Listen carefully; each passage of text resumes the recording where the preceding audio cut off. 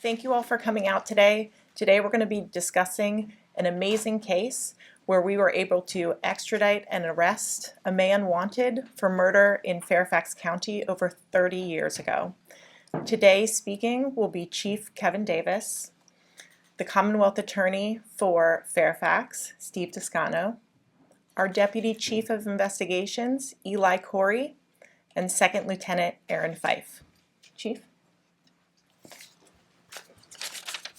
Thank you, Katie, and good afternoon, everyone. April of 1991, Ana Jurado and Jose Cruz were estranged in their marriage, and Deputy Chief Eli Corey is going to go into the details of that case where Jose Cruz stabbed and murdered Ana Jurado.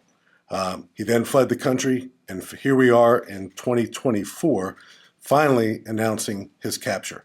We were having a discussion. Even though our cold case squad, and they do amazing work, handled this case and the extradition process with the Commonwealth Attorney's Office, with the Department of Justice, with the U.S. Marshals Service, etc., this really isn't a traditional cold case. It was solved virtually right away. It was solved. He was on the lam. He was on the run. He avoided accountability for something he did nearly 33 years ago. So there's a reason in this country why there is no statute of limitations on the ultimate crime of murder, and that's reserved for special circumstances like this one. We will never forget. We have never forgotten. We've never forgotten the family. We've never forgotten the seriousness of this senseless crime, and we never stopped. And that's why we're all so proud to be here today to remember this sad and tragic senseless crime in 1991, but to also announce that the Fairfax County criminal justice system, your police department, your Commonwealth Attorney's Office, and even our federal partners never forgot as well.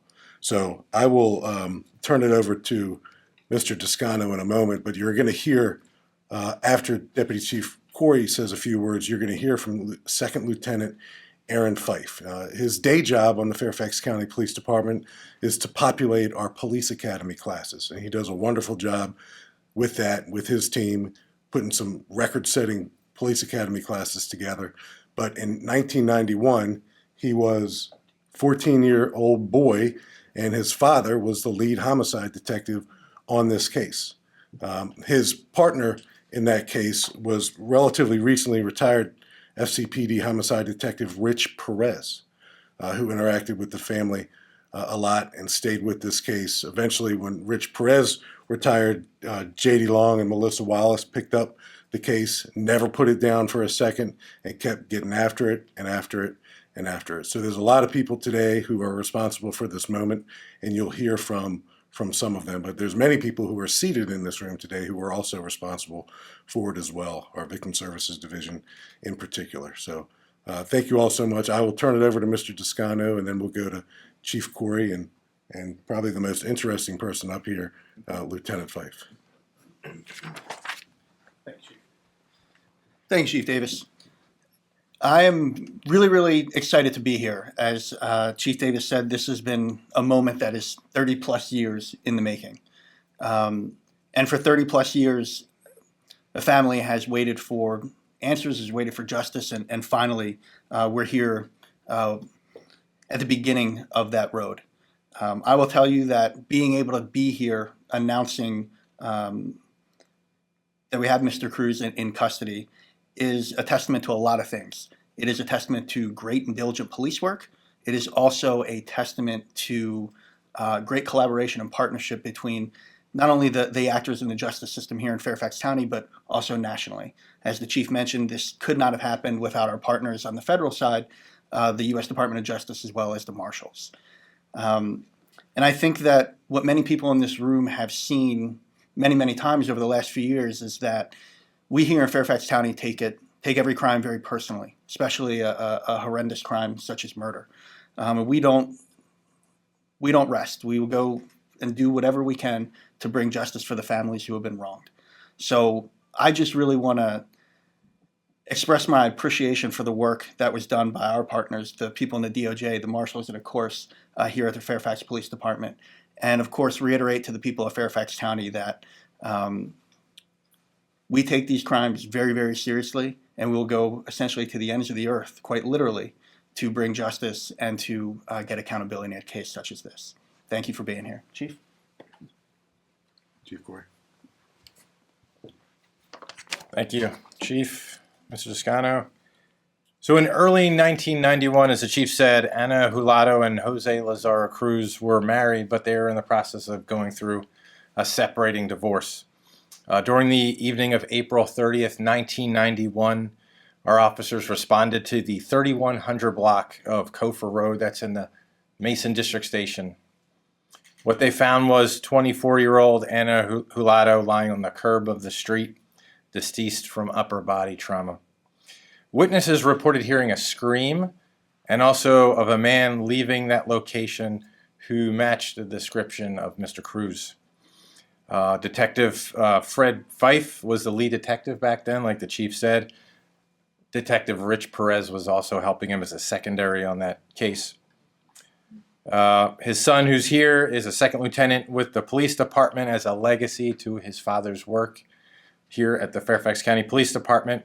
And we know from his investigation that Cruz attempted, after this heinous crime, attempted to cross the border into Canada, but was denied entry because he was using fraudulent identification. When the border agents pushed him away and sent him back into the United States, they noticed that there was what appeared to be a fresh cut to Mr. Cruz's hand. From there, we believe Mr. Cruz fled on a bus to Houston, Texas, where he illegally crossed the border with the help of a smuggler. Now, at the same time, our detectives are working diligently on this case, and they quickly identified Cruz as the murderer. They were able to do this through witness accounts, physical evidence from the scene, and statements that Cruz said to other people. A warrant was quickly obtained, and we believe that at some point Cruz wound up somewhere in El Salvador. Now, at the time, El Salvador's extradition rules didn't allow for him to be brought back into the country. Their constitution didn't have an extradition mechanism. So one of our retired majors, Rich Perez, for years worked with the El Salvadorian government. He actually went down there a few times to get a mechanism put in place. And in the year 2000, El Salvador had a mechanism in place for extradition. And while we were working to locate Cruz, really the break came July 29th, 2022, when Cruz tried to enter Costa Rica. He was detained by the Costa Rican authorities, and the extradition process was initiated. It's called the Red Notice process. It's a little lengthy, but on January 18th of this year, 32 years later, Jose Lazaro Cruz is in the Fairfax County Adult Detention Center waiting for his trial. There's several people I want to thank here. First and foremost, I want to extend my condolences to the family. I can't imagine what they're going through even so far after what happened 32 years ago. I want to thank the tireless work of Detective Fred Fife and retired Major Rich Perez. They put together such a good case so many years ago. It's allowed us to bring him to justice today. I want to thank the cold case detectives, J.D. Long and Melissa Wallace. Without your dedication in keeping the case alive, no matter how long it takes, you guys go to the ends of the earth to make sure people are brought to justice. I want to thank our federal partners from the U.S. Marshals and the Department of Justice Office of Internal Affairs and the Commonwealth's Attorney for their partnership in holding Cruz accountable for his actions. And with that, I'll turn it over to Second Lieutenant Fife. Thank you, sir.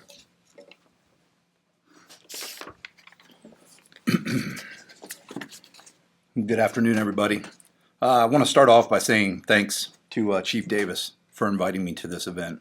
It means a lot to me, not only me, but my family, to recognize the dedication and legacy of my father. I stand here with pride. I consider my father's contributions to the FCPD. He retired from here in 1994 after serving 24 years. As a dedicated member of the force, he was passionate about homicide investigations, where he spent the better part of 17 years assigned to the homicide section. His values have influenced my principles, and I'm honored to share more about him. First and foremost, one thing that defined my father was his belief in teamwork. So you can imagine how proud he would be today, knowing how many entities took part in bringing this individual to justice. He understood the importance of collaboration in effective law enforcement. Again, he would be very proud of the collaborative efforts you hear about today. My father was very driven, especially in homicide investigations.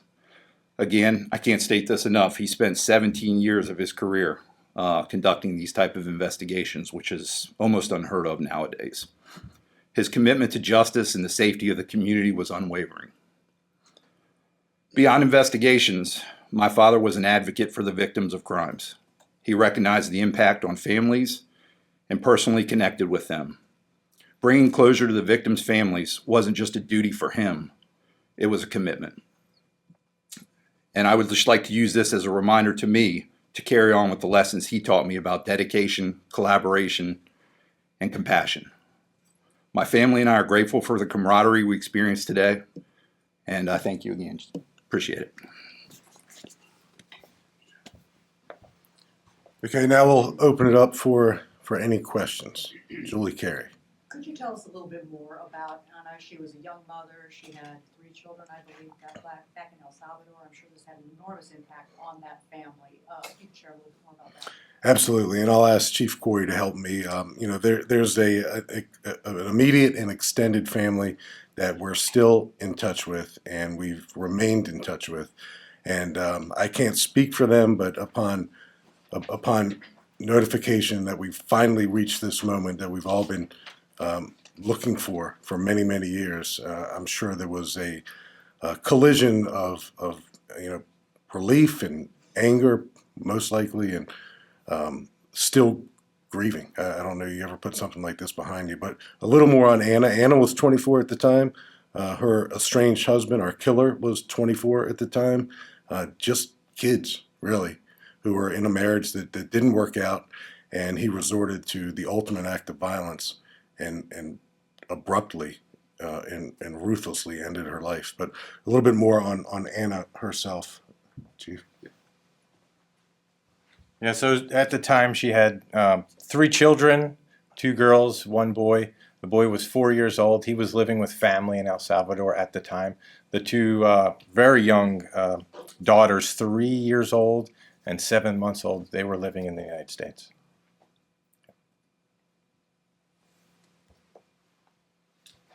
Yes, Julie. I don't know if you can talk about this. Has he said anything? Has he made any admissions? Has he talked about?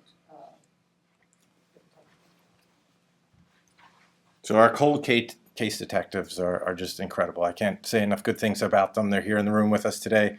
They interviewed Cruz the night he was returned. So he returned the 18th, which was last Thursday at 6 o'clock in the evening.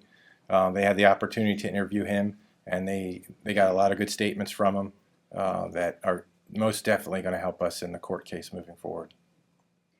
Is it your sense that he was, sort of, Chief said on the lam, but was he on the run a lot, or did he finally get comfortable and get to the sense that he felt like he wasn't going to be found? Yeah, I can tell you, we believe that he started an entire new family in El Salvador. He was working as a truck driver. He remarried, had several children, and we believe that he was crossing the border to go see some family members when he got caught. So, 30 years later, I can imagine that he probably got a little comfortable, thought he was moving forward. That's a little bit of speculation, but which kind of helped us locate him. But he had definitely started a whole new life in El Salvador.